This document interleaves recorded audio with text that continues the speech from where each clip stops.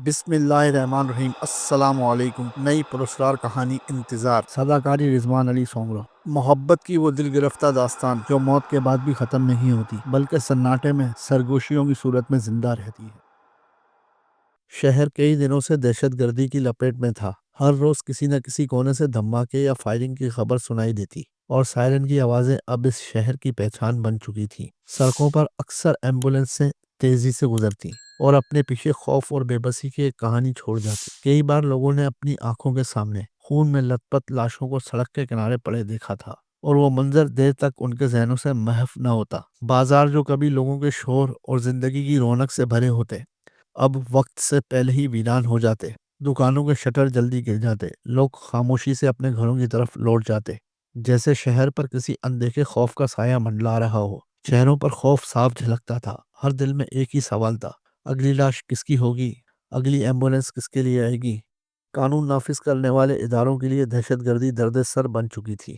آئے دن ہونے والی ہڑتالوں سے بھی وہ بیزار تھے۔ اسی خوف اور بے یقینی کا ماحول میں رات کے اندھیرے میں سڑک غیر معمولی طور پر سنسان تھی۔ ظہیر تیز قدموں سے چل رہا تھا۔ وہ ایک معروف سیاسی جماعت کا سرگرم کارکن تھا جسے اس کی بے باکی اور وفاداری کی وجہ سے شہر بھر میں جانا جاتا تھا۔ اس کے چہرے پر تھکن تو تھی مگر اس کے قدموں میں اب بھی عزم باقی تھا، جیسے وہ جانتا ہو کہ اس کا راستہ آسان نہیں۔ اچانک ایک سفید گاڑی اسے قریب آ کر رکی۔ لمحہ بھر کے لیے وقت جیسے تھم گیا، پھر یک فائرنگ کی آواز گونجی اور ظہیر لڑکھڑا کر سڑک پر گر گیا۔ اس کی آنکھوں میں حیرت اور ادھورے سوال تھے۔ چند لمحوں بعد وہ گاڑی غائب ہو چکی تھی۔ اب سڑک پر صرف خاموشی باقی تھی۔ اسٹریٹ لائٹ کی مدھم روشنی میں ظہیر کا بے جان وجود پڑا تھا اور شہر ایک بار پھر ایک ایسے شخص سے محروم ہو چکا تھا جس کی آواز کبھی خاموش نہیں ہوتی تھی۔ یہ منظر نہ صرف شہر کی دہشت گردی کی لپیٹ کو اجاگر کرتا تھا بلکہ ایک انسان کی قربانی اور خوفناک حقیقت کو بھی سامنے لاتا تھا جس نے شہر کے دل میں خوف اور غیر یقینی فضا کو اور گہرا کر دیا تھا۔ گھر میں آٹا بھی ختم ہو چکا ہے، جتنا تھا اس سے بس یہی آخری 2 روٹیاں بن سکی ہیں، رضیہ نے افسردہ لہجے میں کہا اور پلیٹ عارف کے سامنے رکھ دی جس میں روٹیاں اور تھوڑا سا اچار رکھا تھا۔ فاطمہ اور بشرا نے کچھ کھایا کہ نہیں؟ عارف نے چونک کر پوچھا۔ ایک آلو پڑا تھا، وہی نمک اور کالی مرچ کے ساتھ ابال کر کھلا دیا ہے، رضیہ نے اسی طرح افسردہ لہجے میں کہا۔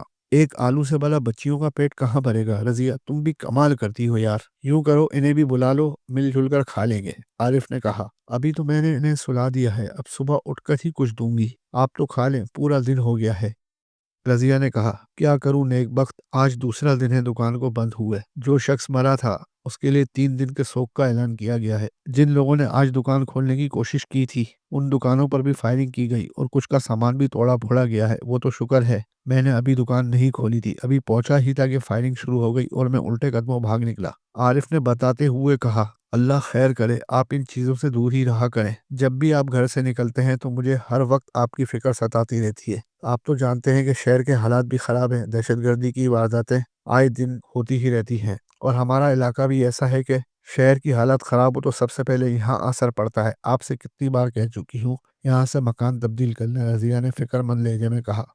اس کی بات سن کر عارف ہنس پڑا۔ مکان تبدیل کرنا بہت دور کی بات ہے، جائیں گے کہاں؟ جہاں بھی جائیں گے وہاں بھی ایسے ہی حالات کا سامنا ہوگا۔ تم تو جانتی ہو شہر کے حالات کیسے ہیں۔ اب تو سب سے پہلے یہی فکر لگی رہتی ہے کہ دکان کھلے تو 2 پیسے کی آمدنی ہو، دن بھر کام کروں تو شام کو کھانے کے پیسے جمع ہوتے ہیں۔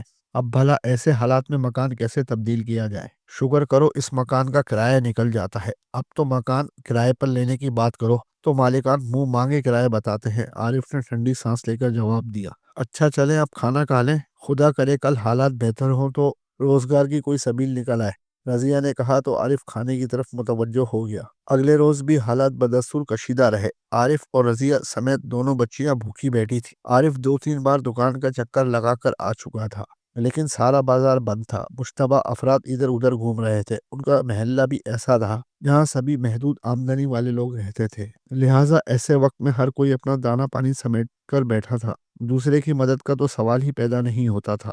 رضیہ اور عارف کے چہرے فک تھے، پریشانی کے عالم میں وہ کبھی ایک دوسرے کو دیکھتے اور کبھی اپنی بچیوں کو۔ رضیہ باورچی خانے کا کونا کونا چھان چکی تھی مگر اب کھانے کو کچھ نہیں تھا۔ دوپہر تک تو رضیہ نے کسی نہ کسی طرح بچیوں کو بہلائے رکھا مگر معصوم بچیاں آخر کب تک برداشت کرتی؟ بلا آخر انہوں نے رونا شروع کر دیا۔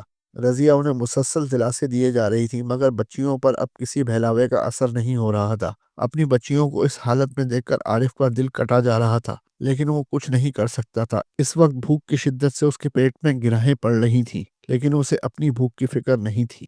میرے مالک، ہم غریبوں کے حال پر رحم فرما۔ میرے مالک، میری بچیاں بھوک سے بلک رہی ہیں، کہیں سے رزق کا اتنا وسیلہ مہیا کر دے، میری بیوی بچے اپنا پیٹ بھر سکے۔ میرے مالک، ہماری مدد کر، ہم غریبوں کا فریاد رسا ایک تو ہی تو ہے۔ اس مشکل گھڑی میں اپنے نادار بندوں کی التجا سن لے میرے مالک، ہماری مدد فرما۔ عارف نے ڈبڈبائی ہوئی آنکھوں سے دل ہی دل میں دعا مانگی۔ اس وقت وہ اپنے آپ کو بہت مجبور اور بے بس محسوس کر رہا تھا۔ شاید پہلے کبھی اتنا نہیں تھا۔ زندگی میں اس نے بڑی ہی مشکلوں کا سامنا کیا تھا، بہت فاقے کیے تھے، لیکن آج مسئلہ اس کا نہیں، اس کی بیوی اور بچوں کا تھا۔ وہ چارپائی پر خاموش بیٹھا رضیہ کو دیکھتا رہا، جو مسلسل صبر و تحمل سے بچیوں کو بہلانے میں مصروف تھی۔ عارف کا دل رضیہ کے لیے محبت سے بھر گیا۔ پچھلے 10 سالوں میں رضیہ نے اس کا ہر طرح سے ساتھ دیا تھا، کسی گلے شکوے کے بغیر۔ بچیاں بھوک سے نڈال ہو کر روتے روتے سو گئی۔ رضیہ اسی طرح خاموشی سے ان کے پاس بیٹھی انہیں تھپکتی رہی۔ اس کے علاوہ وہ اور کر بھی کیا سکتی تھی؟ اچانک دروازے پر دستک ہوئی۔ رضیہ اور عارف نے چونک کر ایک دوسرے کو دیکھا۔ اس وقت کون آ سکتا ہے؟ عارف نے الجھے ہوئے لہجے میں کہا۔ میں دیکھتی ہوں، رضیہ نے اٹھتے ہوئے کہا۔ نہیں، تم بچیوں کے پاس بیٹھو، میں اٹھ کر دیکھتا ہوں، عارف نے کہا اور اٹھ کر دروازے کی طرف بڑھ گیا۔ دروازے پر اس کا دوست شاکر کھڑا تھا۔ دکانداروں کی یونین نے با اثر لوگوں سے بات کر لی ہے، انہوں نے اجازت دے دی ہے کہ اب ہم دکانیں کھول سکتے ہیں۔ عارف کو دیکھتے ہی شاکر نے مسرت بھرے لہجے میں کہا۔ شاکر کی دکان بھی عارف کے قریب ہی تھی، وہ بھی اس ہڑتال کی وجہ سے پریشان تھا۔ شاکر کی بات سن کر پہلے تو عارف کو اپنے کانوں پر یقین نہیں آیا۔ کیا واقعی باقی دکانیں کھل گئی ہیں؟ ہاں ہاں، سبھی دکاندار بھاگم بھاگ اپنی دکانیں کھول رہے ہیں۔ مجھے تمہارا خیال آیا تو میں تمہیں بتانے آ گیا، اب دیر مت کرو اور جلدی چلو، شاکر نے کہا تو عارف کا چہرہ کھل اٹھا۔ یا اللہ، تیرا شکر ہے، بس میں 1 منٹ میں آیا۔ یہ کہہ کر عارف تقریباً دوڑتا ہوا واپس کمرے میں پہنچا۔ رضیہ اسے اس طرح آتا دیکھ کر گھبرا گئی۔ خدا خیر کرے، سب ٹھیک تو ہے؟ اس نے پریشان کن لہجے میں پوچھا۔ ارے بھائی، سب خیر ہے، دکانیں کھل گئی ہیں، شاکر کے ساتھ جا رہا ہوں، انشاءاللہ کھانے پینے کا سامان لے کر ہی لوٹوں گا، عارف نے مسرت بھرے لہجے میں کہا۔ خدا کا شکر ہے، میں تو مایوس ہی ہو گئی تھی۔ رضیہ کے چہرے پر رونق آ گئی۔ بس تھوڑے سے پیسوں کا دھندا ہوتے ہی میں واپس آ جاؤں گا۔ آج کا کھانا مل جائے، باقی کل سے تو حالات معمول پر آ جائیں گے، عارف نے دکان کی چابیاں جیب میں ڈالتے ہوئے کہا۔ رضیہ نے اسبات میں سر ہلا دیا۔ اچھا، اب میں چلتا ہوں، دیر ہو جائے تو گھبرانا مت، میرا انتظار کرنا، میں ہر حال میں سامان لے کر آؤں گا، عارف نے دروازے کے قریب پہنچ کر پلٹ کر رضیہ سے کہا۔ اپنا خیال رکھنا عارف، احتیاط سے جانا، رضیہ نے فکرمند لہجے میں کہا تو عارف مسکرا دیا۔ باہر نکل کر عارف اور شاکر پیدل ہی دکان کی سمت روانہ ہو گئے۔ واقعی دکانیں کھل چکی تھی، علاقے کی رونق بحال ہو چکی تھی۔ عارف نے دکان کا شٹر اٹھایا اور جھاڑ پھونک کے بعد اسٹول پر بیٹھ کر دھڑکتے دل سے گاہکوں کا انتظار کرنے لگا۔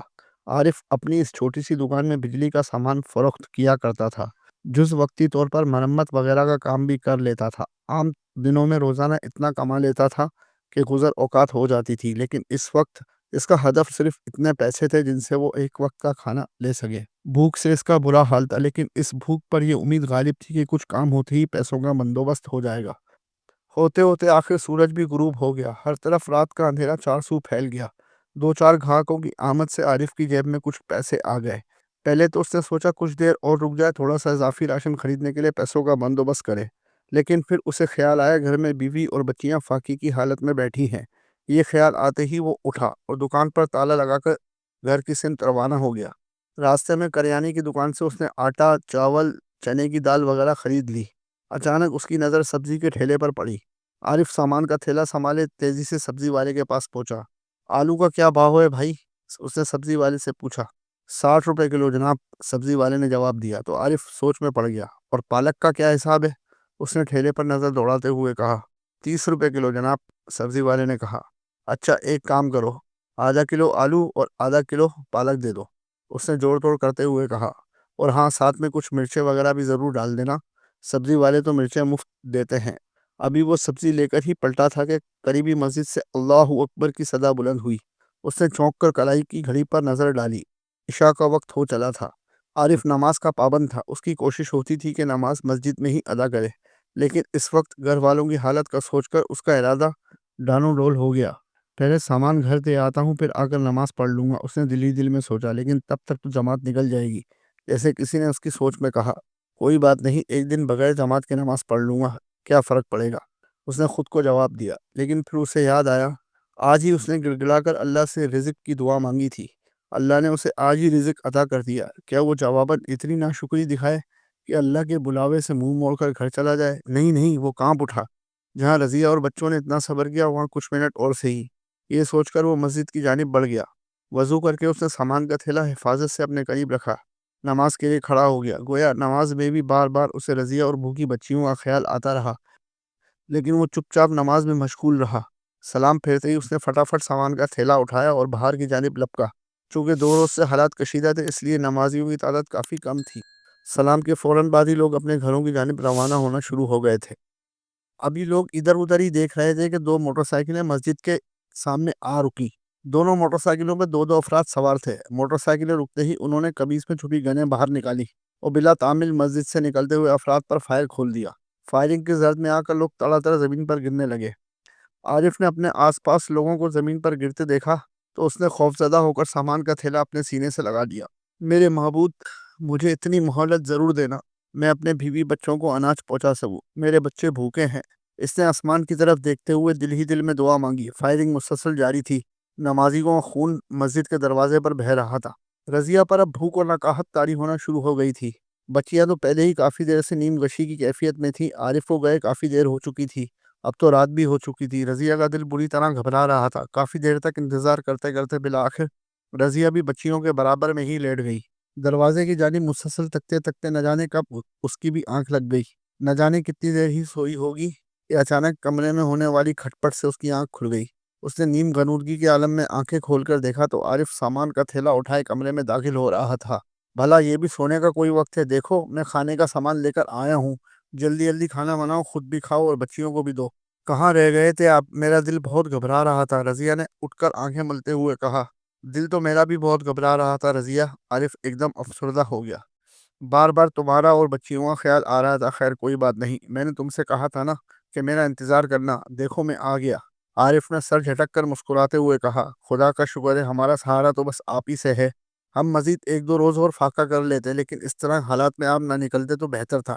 رضیہ نے کہا، اچھا اچھا، تم جلدی سے کھانا بناؤ، مجھے بہت ضروری کام سے جانا ہے۔ عارف یہ کہہ کر اٹھ کھڑا ہوا۔ کھانا تو کھا کر جائیں، ایسی جلدی بھی کیا ہے؟ رضیہ نے حیران ہو کر کہا۔ رات کے 10 بج چکے ہیں، ابھی مت جائیں۔ اس نے گھڑی کی طرف دیکھتے ہوئے پوچھا، میں سیر ہو کر کھانا کھا چکا ہوں، تم لوگ کھا لو۔ یہ کہہ کر عارف تیزی سے کمرے سے باہر نکل گیا۔ رضیہ پہلے تو حیران بیٹھی سوچتی رہی، پھر ایک دم بچیوں کا خیال آتے ہی وہ تیزی سے اٹھ کھڑی ہوئی۔ جلدی جلدی آٹا گوندھ کر اس نے روٹیاں پکائیں، ایک چولہے پر آلو پالک کی بھجیا بنائی اور کھانا لے کر بچیوں کے کمرے میں آ گئی۔ کھانے کے دوران بھی اسے بار بار عارف کا خیال آتا رہا۔ عارف کا رویہ کچھ عجیب سا لگ رہا تھا۔ بچیوں کے پیٹ میں کھانا پہنچا تو ان کے چہرے پر رونق آ گئی۔ خود رضیہ کو بھی یوں لگ رہا تھا جیسے اس نے نہ جانے کتنی صدیوں سے کھانا نہیں کھایا تھا۔ کھانے کے بعد اس نے برتن سمیٹ کر باورچی خانے میں رکھے اور سامان کا تھیلا اٹھا کر باورچی خانے کی الماری میں رکھنے لگی۔ تھیلا رکھتے وقت اچانک اسے اپنے ہاتھ پر چچیاہٹ کا احساس ہوا۔ اس نے چونک کر اپنے ہاتھ کو دیکھا تو اس کی انگلیوں پر سیاہی مائل خون لگا ہوا تھا۔ اس نے سراسیمگی کے عالم میں تھیلا اٹھا کر دیکھا تو تھیلے کی ایک جانب خون کا دھبا موجود تھا۔ تو کیا یہ خون؟ عارف اس سے آگے وہ کچھ نہ سوچ سکی۔ وہ بے اختیار دروازے کی طرف بھاگی۔ ابھی وہ دروازے کے قریب پہنچی ہی تھی کہ دروازے پر دستک ہوئی۔ وہ ٹھٹک کر رک گئی۔ اس نے دروازہ کھولنے کے لیے ہاتھ بڑھایا ہی تھا کہ اچانک اس کی نظر کنڈی پر پڑی۔ کنڈی اندر سے لگی ہوئی تھی۔ تو پھر عارف اندر کیسے آیا؟ اگر وہ باہر گیا تو کیسے گیا؟ اس کا دماغ چکرا گیا۔ ابھی وہ حیران پریشان کنڈی کو دیکھ ہی رہی تھی کہ دروازے پر پھر دستک ہوئی۔ اس نے آس و امید کے عالم میں دروازہ کھولا تو دروازے پر عارف کے بجائے اس کا دوست شاکر موجود تھا۔ شاکر کے چہرے پر صدمے کے آثار موجود تھے۔ بری خبر ہے بھابھی، حوصلہ رکھیے گا، عارف کو مسجد سے نکلتے ہوئے گولی لگ گئی ہے، مجھے پتہ چلا تو میں فوراً اسپتال پہنچا۔ ڈاکٹروں نے عارف کو بچانے کی کوشش کی لیکن قریب 10 بجے اس نے دم توڑ دیا۔ شاکر اداس لہجے میں بتا رہا تھا اور رضیہ آنکھیں پھاڑے اسے دیکھ رہی تھی۔ اس کے دماغ میں عارف کے الفاظ گونج رہے تھے، میں نے کہا تھا نا میرا انتظار کرنا، دیکھو میں آ گیا۔ اچانک رضیہ لہرائی اور زمین پر گر کر بے ہوش ہو گئی۔ عارف کی تدفین کو ابھی 1 ہفتہ ہی گزرا تھا کہ محلے والوں کو اس کے گھر سے ایک عجیب اور ناقابل برداشت بو آنے لگی۔ پہلے تو لوگوں نے اسے نظر انداز کیا، مگر جب بدبو شدت اختیار کر گئی تو چند افراد نے ہمت کر کے دروازہ توڑ دیا۔ اندر داخل ہوتے ہی ایک ناقابل یقین اور قیامت خیز منظر ان کا منتظر تھا۔ رضیہ اور اس کی دونوں معصوم بچیاں بستر پر بے حس و حرکت پڑی تھیں۔ ان کے چہرے نیلگوں ہو چکے تھے، جیسے زندگی کی آخری سانس بھی زہر کی تلخی میں ڈوب گئی ہو۔ بعد ازاں پوسٹ مارٹم رپورٹ نے اس ہولناک سچ پر مہر ثبت کر دی۔ رضیہ نے پہلے اپنی بچیوں کو زہر دیا اور پھر خود بھی موت کو گلے لگا لیا۔ عارف ہی ان کا واحد سہارا تھا۔ اس کے جانے کے بعد زندگی ان کے لیے بے معنی ہو چکی تھی۔ دہشت گردی کا عفریت ایک اور گھر کو ویران کر گیا تھا۔ اب عارف کا مکان سنسان کھڑا ہے، مگر محلے والے کہتے ہیں کہ رات کے سناٹے میں وہاں سے مرد، عورت اور بچوں کی دھیمی ہنسی اور باتوں کی آوازیں سنائی دیتی ہیں۔ کچھ لوگ مانتے ہیں کہ عارف اور اس کے خاندان کی روحیں ہیں، جو کہ موت کے بعد کی دنیا میں سکون اور خوشی پا چکے ہیں، جو انہیں اس دنیا میں نصیب نہ ہو سکی۔ معزز ناظرین و سامعین، ہماری یہ پراسرار کہانی آپ کو کیسی لگی؟ اگر آپ کو پسند آئی ہے تو اپنی قیمتی آراء سے ہمیں آگاہ کریں۔ ہماری ویڈیو کو شیئر کریں، لائک کریں اور چینل کو سبسکرائب کریں۔ شکریہ۔